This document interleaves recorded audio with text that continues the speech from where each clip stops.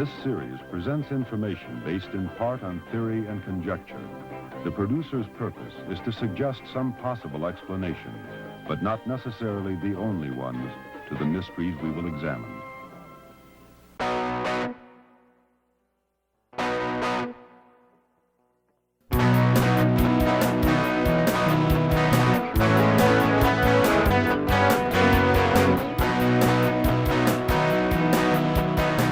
Battle of the Network shows. Join Rick Brooks and Mike Kogel as they explore the TV of the 70s and 80s through hand-picked episodes of their favorite and not-so-favorite series.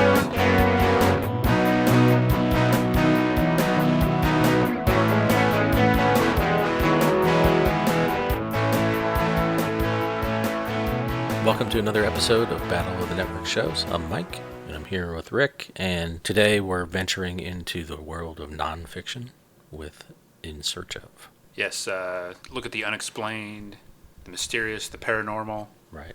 All that kind of stuff. Yeah, with our host. Leonard Nimoy. Yes, the iconic Leonard Nimoy hosted this, and would you like me to talk a little bit about... In Search of was a half-hour show. It was syndicated. It was on for about 5 years, late 70s, actually, 1977 to, I think, 1982-ish. And I think it had a lot of like weekend time slots, a half-hour show once a week. And it used a blend of reenactments and documentary footage to tell these stories. And it used a lot of kind of cool synthesizer music. Yeah. Leonard Nimoy would narrate and introduce and do like intros and outros, and usually appear during the episode and sort of give his take. And his narration, just his voice and the general manner he had about him, made him an excellent choice to host this. And I think the show is fondly remembered by those who have seen it, although you don't really see it a lot in its original form nowadays. It is on DVD. The complete run is on DVD. It was repackaged, and A&E Networks and History Channel ran it, but they revamped the opening and ending sequences, and I guess in an attempt to modernize it. And from what I understand, some versions even cut out any Leonard Nimoy on-camera appearances, which is just ridiculous, I guess, because they thought it would make the show look dated. To me, the fact that the show is dated is part of its charm. That's what I enjoy about it. Yeah. I mean, it sort of looks like, just kind of like you're watching an old educational film in school, but it's a little bit more interesting than that. It has like an ambiguity about it. Right. It suggests things without actually solving things. Yeah. And it's definitely of its era, and it has everything that you would kind of want from a show from the the 1970s about the paranormal. I think it pretty much delivers that. Yeah, I think so. I mean, I find the like on this show, I find it kind of amusing and charming, but on that type of show, which of course still exists on Discovery Channel and stuff, the ambiguity can be infuriating. Yes. Because you get the impression that they're going to give you an answer. Yeah. And then it usually ends with a bunch of questions. Yeah, and this show did that as well, and Yeah.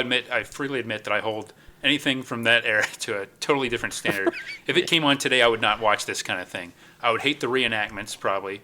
I would hate that ambiguity. I would hate the teases. Yeah.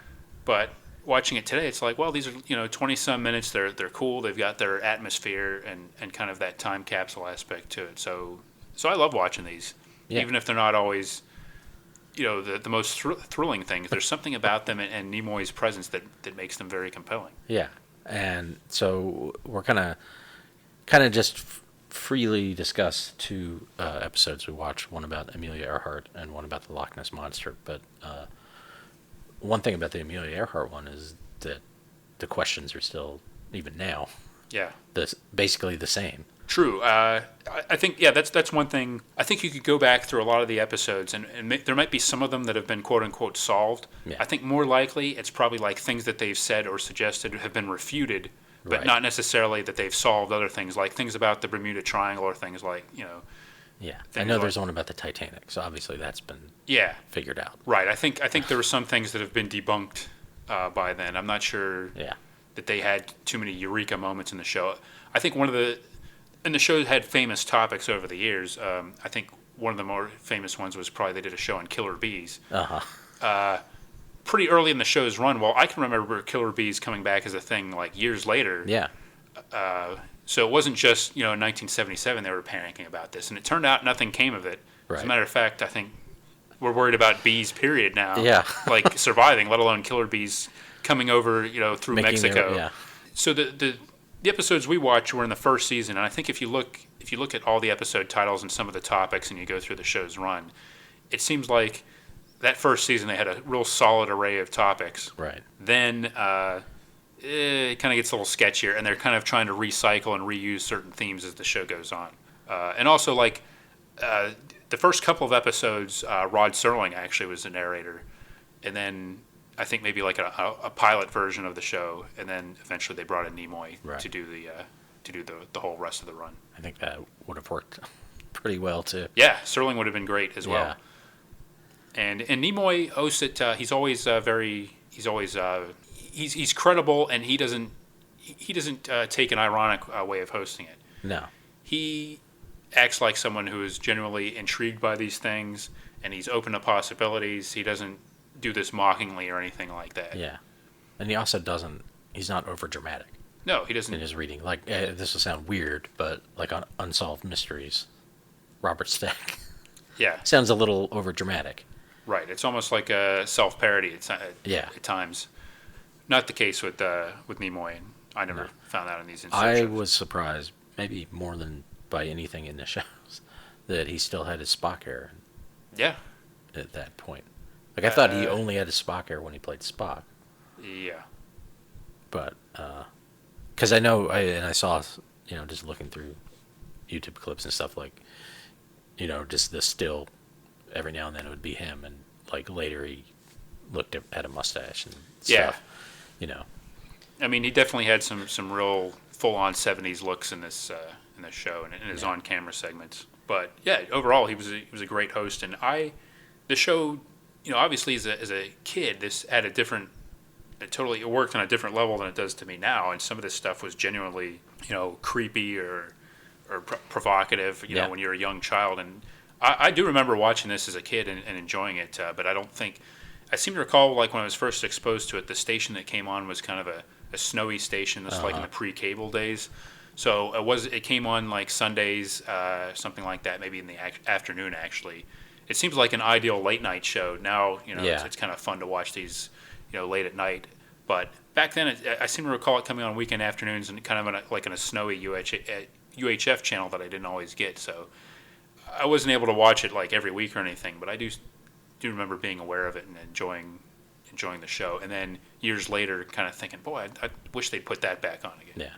Yeah, I remember, I feel like where I grew up, it came on like Saturday afternoon, kind of in that right after the cartoons ended, but before the sports started. Yeah, yeah. And maybe then there weren't, maybe every channel didn't have sports on all the time on Saturday. Well, and also you wouldn't have like, even with sports, you wouldn't have like the endless pregame shows like you do Right. now. So you'd have more of a time for transition where you could put on like Wild Kingdom or something like this, And this and a couple other things. I just remember Land of the Giants and some other shows like that I associate with like noon on Saturday or 1 o'clock on Saturday or something when, I'd been watching TV for 5 hours already.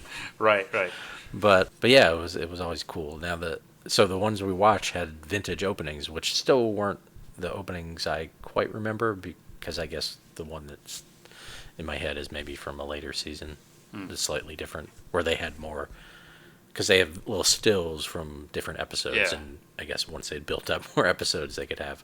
I seem to remember like a crystal skull being in, or some sort of skull. Yeah, they definitely did an episode like some stuff like that, but it's got great music. Yeah, and it's almost kind of a stark beginning on some of these episodes, where it just like has the name of the show and like the producer Alan Landisberg, and it just kind of again adding to that almost like film strip kind of feel of it, and it sort of takes, I guess you would call it maybe a pseudo-scientific approach, Right. but they do try to ground what they're talking about. Well, that's nice. Like if you compare it to like some of the shows that are on now, like Ancient Aliens or UFO Files or things. It's not. I mean, first of all, they go and interview people, like in their offices or whatever, or the Loch Ness Monster one, they're like talking to people on the shore of Loch Ness and scientists and people Yeah, from they National did- Geographic and stuff. And, you know, now it's always like somebody like just in front of some background. Right. They did original work. They did actually, like, I mean, not maybe full-on investigations, but they actually did stuff. They didn't just assemble a bunch of pre-existing footage. That's another thing you get Right. a lot now. I mean, Yeah. they do use, like, newsreel footage in this and you know, maybe some stock footage. But, yeah, you're right. They're going out and doing research. And actually, in the Loch Ness episode, Nimoy makes a big deal out of Right. the in search of cameras Yeah. that are trained on the Scottish Loch. Right. You know, And caught. Yes.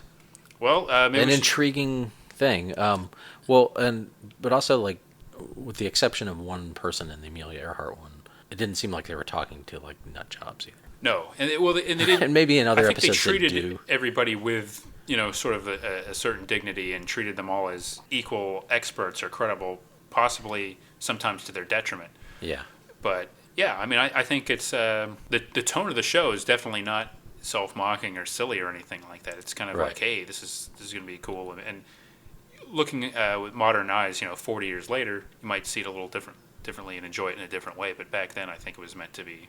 It was sincere. So, yeah, like you said, the two mysteries basically. Amelia Earhart, of course, the legendary aviatrix, who's was making a flight around the world, and her plane disappeared in 1937. Nobody's really sure what happened to her. It's a mystery. I think some more things have come out over the years. The other episode, Loch Ness Monster, another season 1 episode. These were both aired originally in summer of 1977. Loch Ness Monster, of course, iconic creature of legend who supposedly lurks in the depths of these waters, this lake in the Scottish Highlands. And of the two mysteries, I think maybe the Amelia Earhart one I hear more about nowadays. Yeah, Loch Ness Monster is kind of not around. I mean, not in the culture as much as it used to be. No, I mean, I remember, like, Busch Gardens used to have, I don't know if they still do that roller coaster, Right. Loch Ness Monster. Yeah, It was a big deal. And, My dad rode that and had one of those T-shirts. yeah, like, I I survived. survived the Yeah, Loch Ness- I survived the yeah. Loch Ness Monster. Yeah. Yeah. It's almost like people have kind of moved on from that in some ways and just Right, like Bigfoot, given up on it. has all these peaks and valleys of popularity, but Yeah. Loch Ness Monster is kind of like. But I did go to a website yesterday, and just it seemed hard to navigate. But they did have a list of there have been sightings, even within the last few They years. persist. Yeah. Well, I think, like, actually this Loch Ness Monster episode, it shows, a couple of, like, I think it shows, like, one of the iconic photos of the sort of a neck and head. Yeah, it looks which like that one's been debunked. that was later proved, or I think it was all but proved to be a hoax. Yeah, At the time, they didn't know some of that, but the interesting thing is, it shows you kind of what a big deal is. I mean, if you take this episode at its face value, Nimoy says that there's basically 3 different major expeditions that are going on in the summer of 1976 while In Search Of is there. yeah, Like, and I think one group had ties to, like, the National Geographic they Society. did, and like the guy running it is the guy that found the Titanic. So he's not like yeah, it's Bob yeah, these aren't like crackpots with metal detectors, Yeah. like trying to find something. These are people that have a genuine interest in it. Right. Now there was some people who were putting cameras underwater, like video cameras, and like just had a TV in a tent. Yeah. Something about them seemed a little less scientific. Although, I mean, that seems like a reasonable approach, but just I think maybe the look of the guy or the way he was talking, and maybe because I can't remember what his affiliation was. Yeah, I don't either, but I did think it was interesting that, the people that thought at the time that they weren't expecting to find, like a monster surfacing and roar. Yeah. They were expecting to find something, like, the farther down they go, the more likely they'd be to find a sighting of this, which Right. makes sense. Yeah. The technology was a little bit different back then, but like you said, that seemed like a pretty good approach. And they talked to a guy from the Smithsonian who looked just like like the way you want a scientist to look. Like Yeah. he had a cool facial mustache and kind of goatee or Van Dyke, and was kind of bald, and he was basically like, I don't think anything's there. Yeah, I actually kind of like that. He Yeah. basically said that, and then he talks about what may be there. And basically he's quoting, like, a colleague of his. Right. Or referring to somebody else, but he... Yeah, to a kind of reasonable Right. idea that it's just that so if I can remember this correctly, there are eels in the lake, but eels, I guess, go out to sea to mate or go out to sea after they're born or something. But every now and then one could stay, and basically it wouldn't, so it didn't mature properly, and so then it's just there eating fish and stuff, and kind of becomes oversized. Right. So could be they interpreted think as it could be like monster. a 20-foot eel or something, which seems like a pretty reasonable way to look at it. Yeah, and I like the way they handled that. I mean, the guy, he didn't come across as a total spoil sport, but Yeah. he did mention that, hey, I don't think there's anything in there, but if there is, this is what it might be. Right. And the show didn't make a big deal out of it, but they did, Yeah. And And I think a lot of shows like that would then go back to a believer who Yeah. would just like dismiss the logical thing with complete illogic. Right. Well, and they do talk to like some of the locals that have supposedly, and people that have supposedly had encounters with. So Yeah. they definitely make it seem now, as far as the show's approach, this I think is a good example of a show that does tease something that it doesn't really deliver. Because in this episode, like after they did an opening, and it was kind of a cool opening, and they have some like the nice aerial footage, and so some nice synth music and everything, and the shots, and Leonard Nimoy mentions what they'll talk about later, like a long trail of bubbles Right. that we see that were captured by the In Search of cameras. Yeah. So that after that opening, we see Nimoy on camera, and he basically calls the Loch Ness Monster one of the more compelling mysteries that the show will discuss. Mm-hmm. And to me, he strongly implies that there's new evidence that the monster exists. Right. And, I mean, they do sort of go into these approaches and things, but they don't really... I guess that shot of the bubbles is that new evidence. Maybe. Yeah. Which I guess is mysterious. Well, he says... I mean, it is like a straight line of bubbles. Like, just breaking on the Yeah. surface. He does say there's no boats nearby, no divers. Right. But there's something that provided a disturbance there. And he builds that. I think he says that it's the biggest evidence this year at the time that something may be alive. Right. Something that would be big. Yeah. And then it turns out also, they tease it, and I guess you think there's going to be more footage, Yeah. but they already showed you the footage. That's it. Right. Exactly. That's all you're getting is Right. that little shot of those that trail of bubbles, which it doesn't go on very long. No. And I'm assuming that's all they have. Yeah. So I actually wrote this down because I like this. So here's the best that Leonard Nimoy can do as he closes the show. This is a direct quote from the episode. None of the investigators involved disputes the probability that a creature lives in Loch Ness, and all of them agree that the intensive effort may soon turn up the monster of the lake. And then he does a little dramatic flourish and turns away and walks off. It's this little thing where you see him walking off camera. It's a really cool ending to the show, but if you kind of break down what he says, there's a lot of hedging involved. Right. It's far from a definitive statement, and that's kind of what the show does. It's kind of like that Simpsons episode where Leonard Nimoy comes down and is all satisfied that everything his work is done, and Barney says, "Oh, you didn't do anything," and he just didn't I? And kind of raises an eyebrow and walks away. That's kind of like the approach the show takes a lot. Like, well, there may be something going on. Right. The other thing I thought about is that when I was a kid watching this, I always had the impression that he was the one doing all the work. Yeah. Like interviewing people and stuff. Right. You always assume that, don't you? And now, unfortunately I know, like, oh no, this was like, he came in on Saturday and filmed like all his intros and recorded all his voiceovers. Oh, let's not destroy the illusion too much. I want to think that at least he was like picking topics at the beginning and just kind of doing like a editor-in-chief role, sitting in his study, like with a big drafting board where they're bringing like sketches and storyboards, and he's got a pipe. He'd be smoking a pipe while he's going over these, and he's like, this one's a little slim. Let's see if you got a little bit more on this one to flesh this out. Get back out there. Yeah. Like they brought him a Loch Ness Monster one, but they didn't actually go to Scotland. He's like, no. Yeah. No, that's not acceptable. Yeah. Now he did do.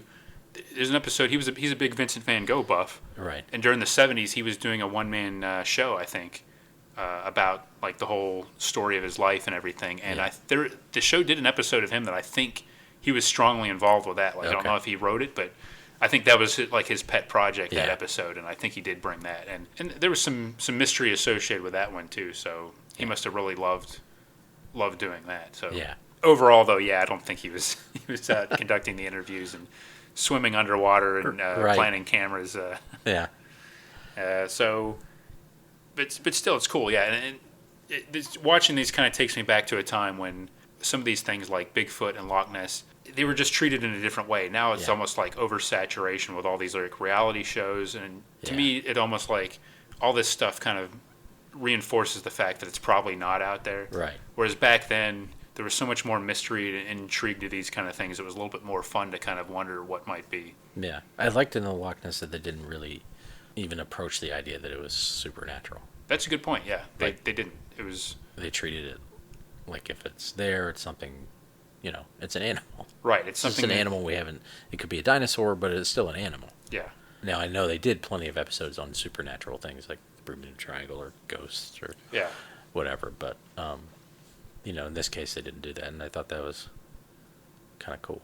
Yeah, it was a good episode. I mean, they showed, like, the legend of the monster dated back to, like, the 6th century to, Saint Columba, and they talk about the origins of the whole myth and everything. And I thought it was an even-handed approach. There wasn't a lot of pizzazz in it, but I think it's kind of typical to the approach of the show. It's atmospheric with the music and the narration, but it doesn't necessarily deliver a lot of gotcha moments. And maybe that's good, because if they had done that more with like more reenactments and showing things, it would have made the show a little bit more ridiculous and less credible, I guess. I'll add this. I've been to Loch Ness. Did you have a sighting? Maybe. No. Of the Loch Ness Monster, no. I had a sighting of the lake. That's quite beautiful. Saw some trees, some rocks. I don't think I saw any of the castles that are, or whatever, like where I was. They weren't visible, or I just didn't see them. I don't know. Were you disappointed that you didn't see a monster? No, I mean, because I didn't expect to. You went in with realistic expectations. Yeah. It would have been cool if I had. But would have been cool if I had. Yeah. Would have been a story I could have told. Yeah, you could have been on camera talking about your experiences, and we would be judging whether you're a crackpot or not. Yeah, so that was something. Yeah. Now, Amelia Earhart, in a way, very different episode. Yeah, this is like a historical fact, an actual person that disappeared, and the question is what happened to this person, not whether the thing existed or anything like that. Right. And it was a very documented life and a famous person, and just mystery what happened to her and her navigator. Did that have any reenactments in it, do you think? Yes, I believe it. Well, it was hard to, like, at the beginning. Like the footage at the opening, I think, was a reenactment. Okay. Because later they definitely had footage of her and the navigator, at least. Yeah. They had some newsreel footage, and then they mixed in a little bit of, like, tasteful reenactments. And stuff from that movie that was sort of loosely based on. There was a Hollywood movie, yeah. So I think that's the thing. Like, the show didn't, like, something like Unsolved Mysteries actually, like, purporting to recreate the whole story, whereas In Search Of would use reenactments more of, like, this is what it would have been like, and I don't think they're trying to...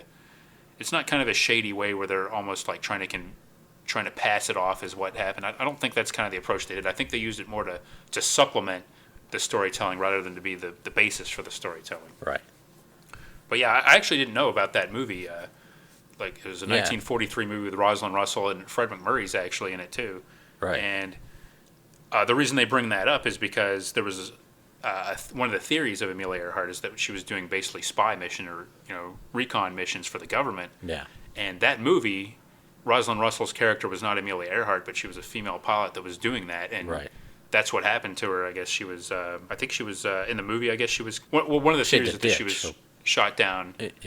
And captured as a spy by the Japanese. Right. And the movie basically lays it out as that's what Amelia Earhart was doing, and or at least many people think. They didn't actually say it, but they think that they were presenting a theory of what happened to Amelia Earhart in that movie. Right. It looked like in the movie that she just had to, I think, to escape capture, she ditched the plane. She bailed on, But, I mean, she died, too. Yeah. Flight for Freedom was the name of the movie. Yeah. So, and they talked to 3 older gentlemen who are all kind of obsessed with figuring this out. Yeah. 2 of them seemed very reasonable. And when I looked into it later, I think both of their theories are still basically the ones that, are the most popular. One being, so one was a guy who is an expert in navigation, I think, right? Yeah, like a Captain Elgin Long. Yeah. So he believed he kind of had figured out where, basically that she ran out of gas and was off course and crashed near where she was supposed to land to refuel. Right. And there are radio transmissions and things that that's based on. And then the other one was a former CBS reporter who had done a story on this and gotten intrigued. And his theory was that she had been taken prisoner, not necessarily because she was spying, but definitely taken prisoner by the Japanese and had died in Saipan. Yeah, she was executed basically. Right. And he had talked to people, witnesses there and stuff. Yeah, and his story involved, like he says that there's a lot of classified documents that reveal that, like, Japanese interrogation of Earhart, like documents or information that the government had acquired but was withholding. So, like, a lot of the basis of his story is sort of that there's some kind of, like, cover-up going on, and he is trying to uncover these classified documents. And possibly because even before they said he was a journalist or a broadcaster, like he seemed like a broadcaster. Yeah. Like just he started talking in this very smooth way and had this interesting voice. Yeah, Fred Gerner, I think is his name. And then the other guy, who's actually the first guy they talk about, was retired from the Air Force. And you see him, and he looks very of his time. I don't know if he lives in Hawaii, but he's got like a long-sleeved kind of Hawaiian shirt, and like one of those surfer necklaces, and I'm not sure what was going on with his hair. And he also went with the spy theory, and everything seemed okay. Well, all right, she was spying for that. Sure, could happen. And I mean we know about now different people, sort of famous people doing spy work. Yeah, or what we're calling spy work doesn't necessarily involve like James Bond. It could be just as simple as like, look, while you're here, take some pictures of this. You're flying over. So. Yeah, so the term could be used a little bit more loosely or whatever. But his story at first sounds very reasonable. Right. And then he says that he thinks she came back and went into hiding and ended up in Leisure World in New Jersey. Right. And... and he says this woman came to one of his lectures, and he could tell because he has thousands of pictures of her, which there it's already getting a little weird, and he knows that face and everything. And then in a way that, I mean, the editing of this felt like sort of like a 70s kind of, not indie film, but like a 70s film or a European film or something. There's just like this abrupt cut to the woman he's talking about at a chaotic press conference, just angrily saying, "I am not Amelia Earhart." Right. Exactly. Yeah. This is ridiculous. And then they cut back to him, and he's just like, "Well, no, he doesn't even say no. It's not like he's refuted. He's just like, I'm certain of this. I know her face, and I believe this will have a happy ending." Yeah. And just dead calm. And he says that he's been, like, following her. And I think this woman, he's been following her for years. Right. So it's like he's been monitoring this woman that he is convinced is Amelia Earhart. Yeah. Based on a facial resemblance that he sees. Right. And, he claims that she's roughly the same age, I guess. Somehow escaped being a political prisoner. Yeah, returned and was at this Leisure World. Right. And... yeah, I almost wanted to see that. That's a very good description of how the way they do it. The editing is a little abrupt. Yeah. And they do this several times. They go back and forth, and she gets increasingly agitated, and they get increasingly close up on her, and she's like, "This is ridiculous. I am not Amelia Earhart." And she's probably had her life ruined to some extent by this guy doing that. And I kind of wanted to see like a split screen, make it real 70s with like a big split screen, and then both of them at the same time saying their stuff, and so you could see it playing out at once. That would have been the only way they could improve on that. But that. And so I looked up some stuff afterwards, and so there was someone else wrote a book based on his research that was briefly published, and then she sued for like $1.5 million. And I don't know that she won the money, but they did take the book off the shelves. And then she died in 1982, and this guy requested photographs of her and fingerprints. And his request was denied. Aha! What are they trying to cover up? If she's not Amelia Earhart, just give him the evidence, and then everything will be proven. Right. Yeah, I didn't find that guy particularly credible. No. That was... But I kind of liked that they didn't have Nimoy comment on that. They basically commented with the editing. They did. They showed that the juxtaposition of it was enough. They let the story speak for itself. They didn't have Nimoy come on, raise an eyebrow. They could have inserted shots of him raising his eyebrow when the guy said that he had been watching her for 16 years or whatever, But they didn't do that. I would like to see that cut, though. I would like to see it, yeah. I can't deny that. Yeah. And that probably makes the other two guys more credible. I think it does. He's first. That may have been... That's interesting, the way they arranged that. They put the most out there theory at the beginning, and then they present the other two. And again, now it seems to me like I think the prevailing theory, and you can correct me if I'm wrong, but I think the prevailing theory now is that they bailed. They landed on an island because I think they found they found fragments of a plane, like on one of the islands that they think is. And I think the theory is that they died on the island. I think so. Which for some reason I thought it had been kind of definitively solved. Yeah, but apparently it hasn't. Yeah, I think something that they found like last year. I think there's indication that they've actually found a fragment of the plane. Yeah. And the fact that they found the fragment of the plane like in the vicinity of this desert island makes them think more that or at least it rules out some theories, right? Right. It rules out, and again, this show doesn't really get into like supernatural. No. Aspects of like the plane went into a black hole, or right. The plane was abducted by aliens or something like that, or even it doesn't even really address the possibility that they defected or something like that and landed the plane safely. Right. I think people now realize something happened to the plane, like something catastrophic. Yeah. Who knows what the reason were, and they either died in the crash or they died shortly thereafter. It's kind of sad to think of them dying on the island. Yeah. Because who knows how that went, but I think that seems to be where most people would lean. And as we know, I mean, even now, it's not always easy to find a plane after it crashes. Exactly. Yeah. This was 40 years ago, and it's still basically it's not conclusively solved, and it may never be. But there may still be hope. I mean, this is one where theoretically you could still find something. Some new evidence could still turn up. I mean, just the fact that last year evidence was still turning up. So that's kind of interesting. Yeah. And I think in the end of this episode, Nimoy basically says, "We don't know what happened, and that the search will continue." And and then he quotes a letter that she wrote to her husband before her last flight. So it was kind of an inspirational note, and the episode sort of ended a little bit positive, even though it really didn't solve anything about the mystery. It just sort of presented these things out there, and again, sort of implied that we may be closer to finding a solution, but it's all still kind of conjecture at this point. And it's 40 years now. This was about 40 years after the 40 years after the original. So it's It's kind of like that's the equidistant point between where we are now. And it's kind of fascinating that some of these things still aren't solved. Yeah.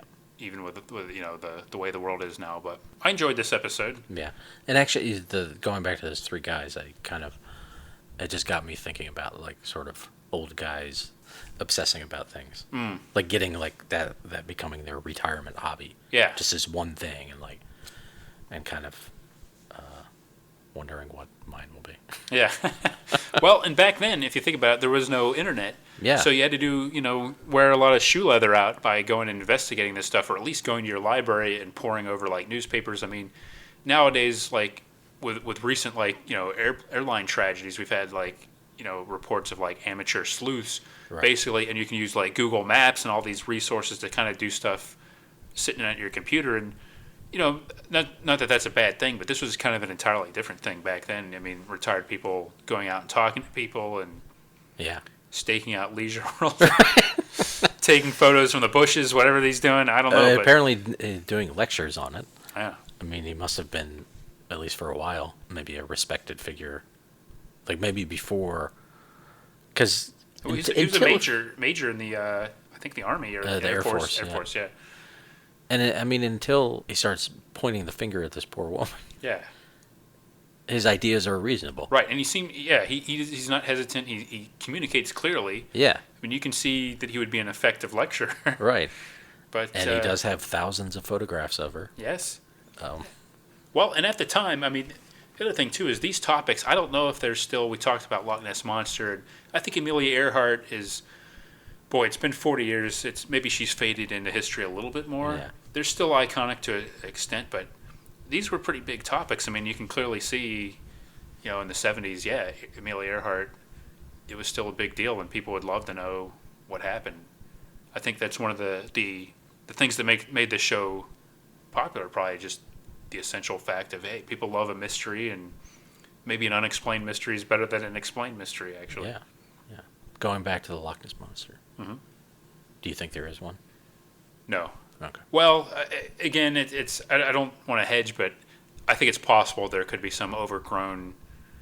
Something, yeah. Yeah, I sound like I'm making it like making some cartoonist. You overstuffed sea serpent, or dishonest John on Beanie and Cecil, or something like that. But I think it's a possibility that there's some kind of mutated animal, but I don't believe of some supernatural. And it seems like even the sightings and even the legends that have sprung up around it point towards something, like a mammal of some kind, as opposed to some supernatural presence. Whereas I think when I was a kid, I assumed it was some kind of like ghost serpent or some kind of supernatural thing. And now it's like, well, even if there was something there, it's kind of like a big thing. So if it's just a big serpent, that kind of makes it not so much a big deal, right?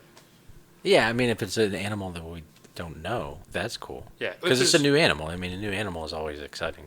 Right. Even though a lot of times, like, you see articles about that, and then you go, and it's just like a new frog or something. Yeah. I think scientifically that is exciting, and at least suggests that, well, some of these things, these cryptozoological things, could be out there, just given the fact that we're still finding animals that we didn't know existed. And if it were like a plesiosaur or something, that would definitely be a big deal. Mm-hmm.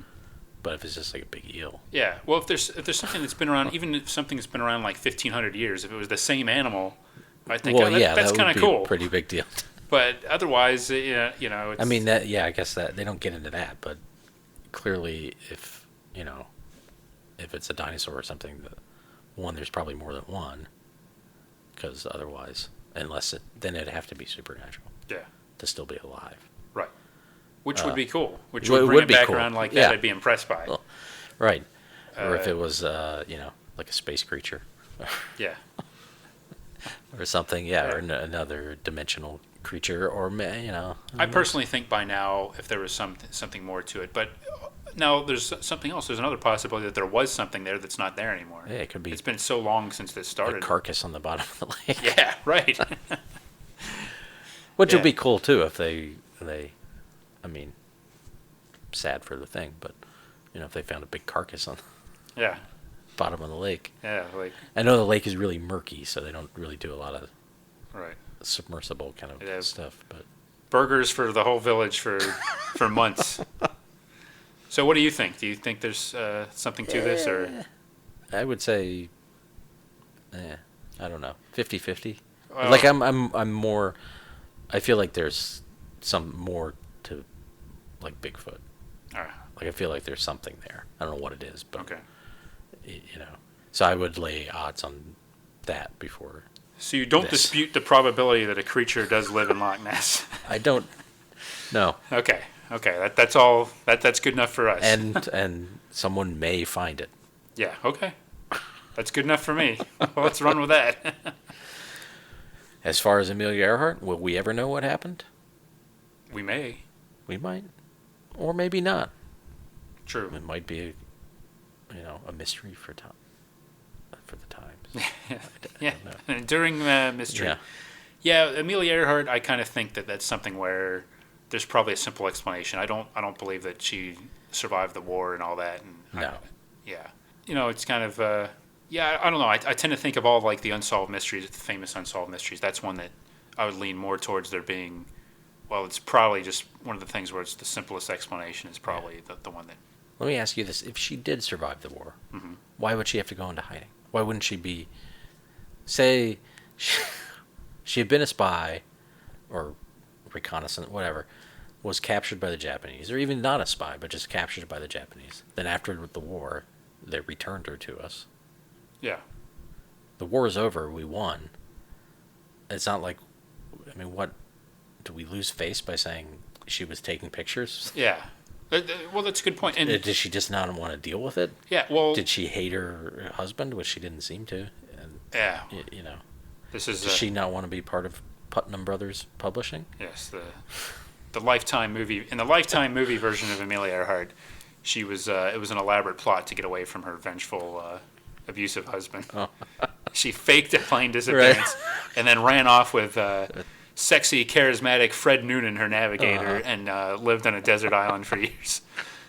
No, that's a good question. And from what you see of her and what you know about her, she seems proud of her accomplishments, and she was very focused on these accomplishments. Like, she was the first woman that flew solo over the Atlantic Ocean. Right. She did all this stuff, so it seems nonsensical that she would not want to tell this story, or that she would give up her whole vocation, Celebrity, yeah. aviation, just that she would quit flying. Right. I don't think. Well, I won't name her. Yeah. I don't think the woman that was fingered by that major was sneaking off and flying a prop plane in her spare time just to. I don't think she could just give it up like that. That makes no sense to me, and I think that's one of the big things. Like, what would anybody have to gain by covering it up, unless she was some kind of double agent or something like that? Yeah, if she had been doing something for the Japanese. Right. That would add a different layer, and then you can see, well, she would want to live a quiet life at Leisure World. Right. But she was an assassin, and she continued to do that, and then killed JFK. That was in Joseph Gervais's later lectures. He tied it all together after this episode. That's right. It's all connected. Like, wait a minute. You might be getting tired of this theory, but I got something else for you. The Illuminati hired. Yes. Amelia Earhart was the babushka woman that was running away in Dealey Plaza. Yeah. It was captured on film. That's what we need. We need an In Search Of episode to deal with the grand unified conspiracy theory that unites every great conspiracy in history. And, some of these things we're talking about were covered in other episodes. Actually, I know there's several. There's several In Search Ofs that did the JFK, and then there's I think one of the episodes which I've never seen this episode. There's one called Laugh Therapy, which apparently explores the theory that laughter may really be the best medicine, and that seems to me like probably not one of the better episodes of the show's run. But there's like you said, there's aliens, ghosts, and these are kind of more. Amelia Earhart is definitely more kind of a natural mystery, but I think they did the D.B. Cooper thing would have been early 70s, was that? So I think so. Yeah. So I like this show. I like its approach, but if this show were made today and did the exact same approach, I don't think I'd watch it. I'd be mocking it if I did watch it. Or now we're kind of affectionately talking about it, but there's just something essentially so cool about it. It's very easy to watch. Yeah, I think I'll definitely be checking out more episodes of this. The probability of me checking out more episodes is high. I don't dispute that, and I think we can both agree that the intensive effort that we're making to seek out more episodes may soon turn up more episodes to watch. This episode brought to you by The Touch of Leonard Nimoy, the spoken word / singing you're in search of. This episode also brought to you by the Scottish Tourist Board. Our lakes have monsters, our bags have pipes, and our sheep stomachs have haggis. This episode also brought to you by Leisure World. We also hit the Lindbergh baby and helped fake the moon landing. What we'd like to see. Welcome back, and it's time for What We'd Like to See, a segment where Mike and I examine some things that we haven't seen. We can't talk about with any knowledge yet, but we'll talk about it a little bit because we'd like to see it eventually. And today, Mike, the one thing that I would really like to see, this is something for a long time. It's a sitcom. It aired on CBS in 1976 for only a couple of months, and it's called Ball 4. Yeah, there haven't been a lot of successful sports shows, and even less sports situation comedies, I believe. But this one was based on one of my favorite books of all time, Ball 4, by Jim Bouton. He was a pitcher, and he wrote it was a tell-all book. It was considered groundbreaking for its time. It was about the 1969 Seattle Pilots and their first year of existence. And actually, I think their only year. They eventually moved to Milwaukee. But he wrote a book. He had been a Yankees pitcher before, and then he was kind of trying to reinvent himself later in his career. He had arm troubles. He became like a knuckleball pitcher. But Ball 4 was a tell-all book. It delved into things that sports biographies and sports books in general just didn't get into. Tales about things in the clubhouse, about players chasing women who weren't their wives on the road, amphetamine use, things like that. Right. Stuff that wouldn't be considered way too controversial now, but at the time he was ostracized by some people, and a lot of people resented the fact that he wrote this book. Yeah. Now, at the time, he was upfront about what he was doing. I think he tried to hide it at first, but people eventually realized that he was keeping a diary. Uh-huh. They didn't necessarily know what he was going to include in it, but so anyways, 7 years, or I guess 5 or 6 years after the book came out, and there was also a co-writer, I think Leonard Schechter was his name, that helped Boughton write that book and a couple of other ones. But they had this idea, I guess, to do a comedy based on that experience. So the show was set in, it was a fictional, it wasn't the Seattle Pirates, it was the fictional Washington Americans. And I think in the very first episode, from what I've read, he told his teammates he was going to write a book about the team, and then there's conflicts based on that. I think I've seen like a little bit of footage of the opening, maybe on the internet, but I've never seen an episode of this. I don't know if anybody has this anywhere. I don't know if it's re-aired anywhere. Right. But it sounds fascinating to me, being a big baseball guy and a lover of old sitcoms. So to me, it's kind of a no-brainer that I'd love to see this at some point. I would think it would be really tame compared to the book too. Exactly. Yeah, I think definitely so. That's kind of a problem. Like how do you really get into the nature of the conflict and why the players are so upset about it? Right. I mean, I think it wasn't just kind of what he told, but some people back in those days resented the very idea of writing a book about it at all. It was, the clubhouse. What goes on in the clubhouse stays in the clubhouse. I think there's like a sign that would be in like sports locker rooms: what you say here, what you do here, let it leave here when you stay here, something to that effect. So just the fact that anybody would write anything, even innocuous things, would be, cause for objection. But yeah, I'm not sure how much they could get into, stories about Mickey Mantle and Willie Mays, and Greenies, as they were called. I don't think they would be getting into that on CBS. Or womanizing, or right. Yeah. I mean, there are all sorts of like hijinks and things, and I recommend. I mean, it's a classic baseball book, and it's very entertaining, not just because of salacious details, but it's very well written, and there's a lot of good insight into sports, being an athlete at the kind of in the twilight of your career, the atmosphere of being on like this kind of incompetent or this baseball team full of like people that were rejected by other teams and things like that. So it seems like there might be potential for a good underdog sports comedy there, but clearly it didn't last. Yeah. And it's definitely a rarity to this day. I don't recognize too many other people in the cast except Ben Davidson, who I assume is the former Oakland Raiders football player with the colorful mustache, plays a character named Rhino Rhinelander. Ooh. So that guy's a character, right? Yeah, he probably breaks stuff. Yeah, and chugs beers. Yeah. One of the cruder people. It's like the more I'm thinking about this, the more I'm thinking of like an R-rated 1970s movie, something like North Dallas 40. Yeah. Or sort of that kind of sports movie, not something that would be necessarily an effective weekly sitcom, but. Right. So that guy would be like Belushi in Animal House. Yeah, that's what I kind of think. That guy, yeah. Like, do you think the set, like the main set, would be the clubhouse? Yeah, from what I understand, a lot of it takes place in it's like a workplace comedy. Yeah. In a sense, with the clubhouse, and I'm sure that they wouldn't be spending a lot of money on actual game footage.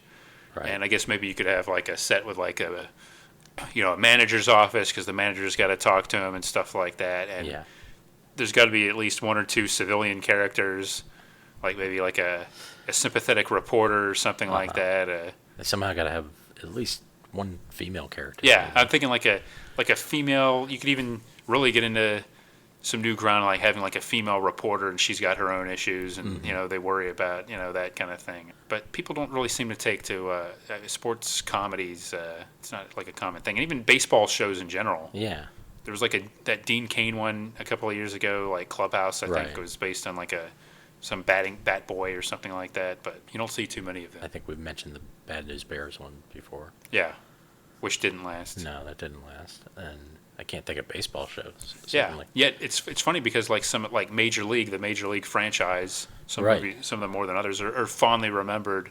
I think even like disproportionately, and our culture is so obsessed with sports and everything that Yeah. I'm surprised people don't try this more often. But I mean, in a way, it seems like it has a built-in structure of just games.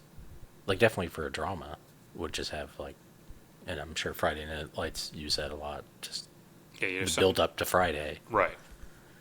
So you always have a thing on the schedule. Yeah. There was like that Bay City Blues show, I think, with Stephen Bochco, Uh-huh. about like a softball team that I think had a young Sharon Stone and Dennis France maybe in it. And some of those have showed up on ESPN Classic. So there's definitely some rarities out there, but like this is something that, like when ESPN Classic was still kind of being pushed by ESPN, Yeah. I really wish they would have put something like this on there. If they did, I'm not aware of it. Yeah. And it seems like something that, like, HBO or someone could do now, Yeah, effectively. very They much could so. show all the misbehavior, and it could still be a sitcom in the way HBO comedies are, getting them outside of the clubhouse and Sure. all of that. But it does seem like a really bad fit. Yeah, I can think of a lot of ways this wouldn't work, but I'd like to see for myself. But at the same time, I wouldn't mind seeing, like if I didn't know that it's based on that book, like if it were just like a workplace sitcom about a baseball team, that might work. Mm-hmm. It seems like maybe we're imagining it not working just because of what it couldn't be. Yeah. But it seems like you could have like a traditional sitcom in an environment like that. Well, I I mean, mean, now, you can't show the sports really, Yeah. but that's fine. I mean, workplace sitcoms really don't show people working. Yeah. If you think about it, it's surprising anyone has a job because they're never working. They're always Yeah. doing other stuff, Yeah. getting involved in antics. Yeah. Though having it be, a baseball team in the clubhouse, that does limit kind of, especially then, how do you fit a woman into that situation where probably a woman wouldn't be allowed in the clubhouse unless you do, like you said, like Right. a reporter trying to And get that would in. have been, yeah. I mean, I guess you could have the players' wives and things like that and sort of get into that. But Yeah. again, the more you involve that, the more you want to tell other kinds of stories that CBS probably wasn't ready for. And you probably weren't gonna, so you wouldn't have a romance angle really, because I mean they're not gonna have a couple on the team probably. Right. I Yeah. got to deal with that. Yeah. So Yeah. that takes out one of the angles of most sitcoms. Wonder like if they went on the road, would they just be in a different clubhouse? Yeah, you could do that, or you could have them, like in a hotel bars and stuff Yeah, like that, and that's that'd true. be the most. Yeah. If a baseball team goes on the road, there's not like a visitor's clubhouse, is Yeah. there? There is? Yeah. And the clubhouse is different than the locker room, or is that just the name for the? I think. Well, yeah. It kind of all goes. It's kind of like a big sprawling thing. I think Okay. probably what would be considered the clubhouse, but what you'd probably consider on TV would be basically like a locker room. Yeah. Like Maybe just with kind like of visual, like a table huge or locker room with a something. bunch. Yeah, like a training table and Yeah. stuff, and yeah. Guys playing cards. Yeah. Exactly. Right. Smoking back then, Yeah. drinking. But that's it. Yeah.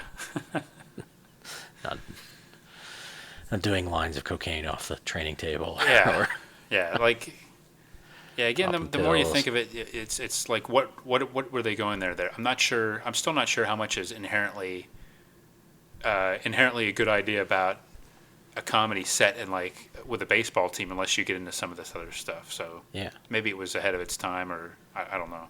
Right. The book was definitely way ahead of its time. Yeah. The TV show, it seems like it kind of missed the boat, and it was just an attempt to cash in. And didn't that guy? Didn't he end up on that Portland team? Oh, the independent. Yeah, Yeah. he bounced around with like some independent teams and he wrote a couple other books, and apparently he was like an executive producer and helped write for this show too. So he Okay. was involved in it, and he wrote another lesser known follow-up books, but he actually got into sportscasting Uh-huh. and wrote a pretty good book about that after he retired from baseball. So he's definitely been around. His big legacy continues to be probably writing that book, even though he played for the Yankees like in the 1960s when and some teams that were actually good as well. I mean, the Yankees Right. kind of declined for a while there, but Yeah, the Ball 4, the book, is fondly remembered, has an excellent legacy. The TV show remains just an obscurity that I've never seen any of this available for sale or for viewing somewhere. So I guess that'd be one I'd have to track down at the Paley Center or something like that. Yeah, on our field trip. Yeah. Right. Is there any other names of, like, do they list in your the book character like, names? character names or creative people or any? No, I'm not sure exactly. Yeah, who produced the show? I'm not sure if anybody notable did that.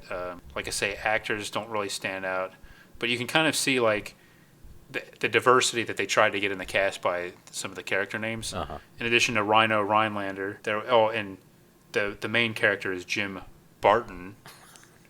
Get it? And then the manager's last name is Capagrosso. Ah. Can you guess what his nickname was on the show? Capagrosso. What they called the teammates called their manager Capagrosso. Grossy. Close. Cap. Yeah. Bill Westlake, Coach Pinky Pinkney, Okay. Lenny Birdman Siegel, Rayford Plunkett, Orlando Lopez, and C.B. Travis. So Yeah. I'm sure these were, a range of broad stereotypes in this clubhouse, probably. And Raymond Plunkett. Rayford Plunkett. That's a cool one. Played by, am I reading this right? Marco St. John. Yes. That's a cool name too. Yeah. They probably wish they could have used that in the show. Yeah. Bill McCutcheon sounds like a real baseball player name. Yeah. Yeah, I don't recognize any of those. I'm sure there were all kinds of humorous misunderstandings and conversations between C.B. Travis and Rayford Plunkett. Yeah. I'm sure there were a lot of culture clashes in that. Do you think that C.B. clubhouse. Travis was obsessed with CB radio? He maybe. Had like one in the I hadn't thought of that. clubhouse? Yeah, I was just thinking he was like going to be a stereotypical Southern guy with talk about hunting and fishing and stuff like that. That could be. Yeah. Everybody else would just And look Ray, at him. Rayford Plunkett maybe was the intellectual of. That's not where I would have That's gone. not. I'm kind of curious what Lenny Birdman Siegel was. Why they called him Birdman. Right. I'm I feel thinking, like he's a pitcher. okay, could be. I'm thinking of him as like a hustler type. Yeah. Okay. Like he'd always be up to something, have some scheme going on. Right. Maybe he'd be running gambling rings in the clubhouse. See, now the show's coming. It's just Bilko Yeah. in a baseball setting. Yeah. I mean, gambling, of course, for a professional baseball team is unseemly, but Yeah. I mean, he might maybe as long as he's not gambling on baseball. Yeah, maybe he's got like he's always like on the track or something like that. He's always got something involved, something going on, a little action going on. Yeah. I assume the manager was like old Yeah. and craggy. Grizzled. Yeah. Yeah. But he has the additional Italian thing going on. Yeah. What was his last name? Capagrosso. Capagrosso, yeah. Yeah. Capagrosso. Right. Who played him? Jack Somack. Oh, of course. And you've got Coach Pinky Pinkney. Yeah. He's probably even older than the manager. He's like a guy that's been around in baseball forever. Right. Nobody really knows how old he is, but he's always dispensing, walking into a scene and giving some like wise one-liner. And, Right. Just before he injects him with speed. right. All that happened off camera. It'd be implied. Yeah. Exactly. It's like, hey, I got something to show you in the other room. Yeah. Okay. I think Come back and. Yeah. And then everybody else is just talking about, hey, we're out of Cracker Jacks. Oh, come on. Hey, Pinky, can't you do anything to get us more Cracker Jacks in here after the game? See what I can do. Rhino keeps taking the prize. Yeah. Yeah, and then Rhino would do like a really loud belch. Yeah. And like the prize would fall out of his mouth. Well, that might be entertaining for a while, but more than one episode of that, I don't know. I don't know if it would work. Well, if anybody out there has an archival tape of please this. let us know, and we'd be glad to watch it, screen it, and compare it to what our expectations were to what actually was produced. Yeah, I'd love to see it. Right. How long did it air? Just a couple months? It was on 2 months. I think I read like a dozen episodes, maybe 12 or 13 episodes, but it was on September 1976, and it was off the air by November 1976. Wow. So not a big run. Do you think it made? Well, I don't, did they have sweeps back then? Yes, I did. I guess this would have been pulled just before sweeps. So really, September and October. In October, it was probably up against real baseball. Yeah, it could have been. Or pulled from the air. Yeah. Really, only one episode aired. Yeah, I'm not sure. I don't know if Yeah. all. I'm not sure exactly how many episodes. I'd be happy with just one, but Right. yeah, there definitely aren't a whole lot of them out there. Yeah. But maybe we'll see a DVD box set someday.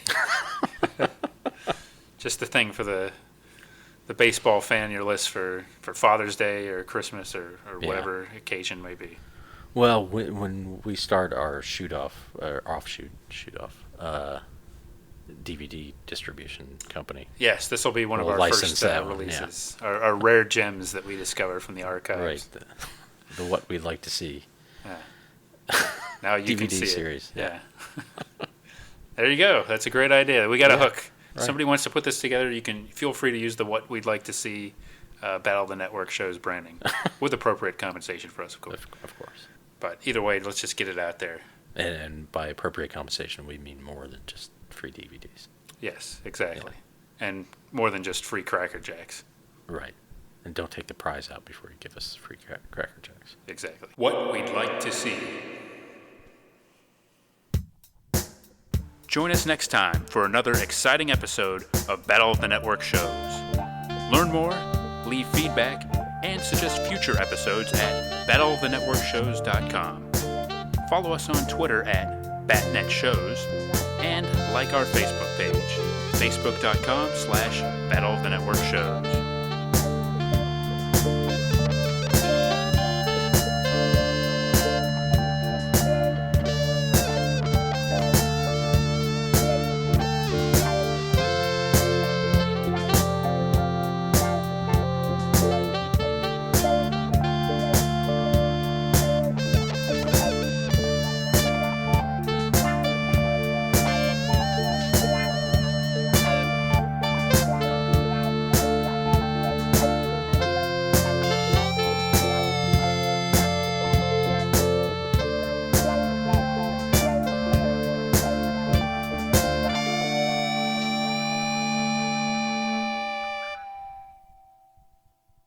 This entire episode, is shrouded with mystery. I am not a mystery woman. I am not Amelia Earhart.